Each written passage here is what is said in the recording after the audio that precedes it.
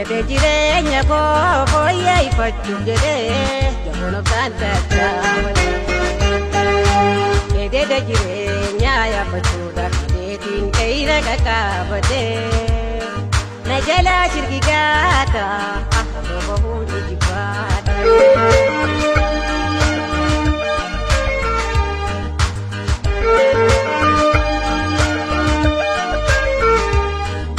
Jiru addunyaa tana laalame oloofi gadoonsi akkaan imalmaana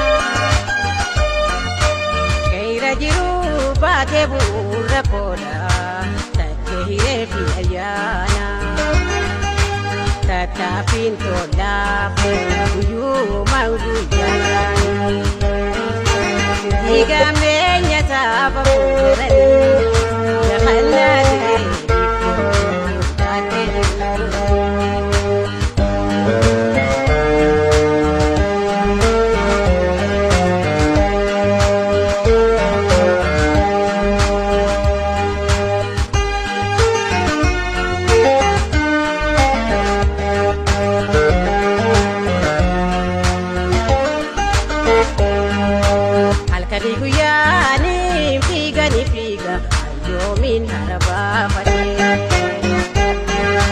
Hojjete jireenya koo fooyyeffachuuf jedhee jaboon obsaan Ededa jireenya yaabbachuudhaaf hidheetiin qe'ira qaqqabatee na jalaa shirki gaata akka bahuu ni jibbaate.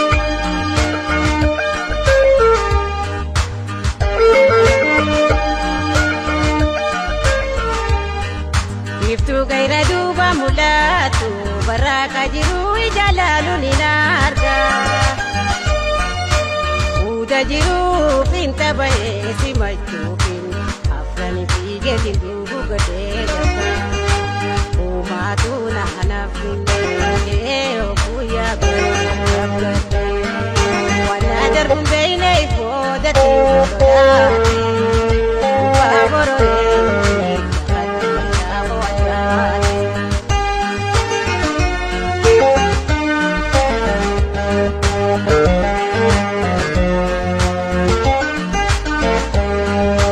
Halkanii guyyaanii fiiganii fiiga yoomiin harabaafate hojjete jireenya koo fooyyeffachuuf jedhee jaboon obsaan Ededa jireenya yaabbachuudhaaf hidheetiin qe'ira qaqqabatee na jalaa shirki gaata akka bahuu ni jibbaate.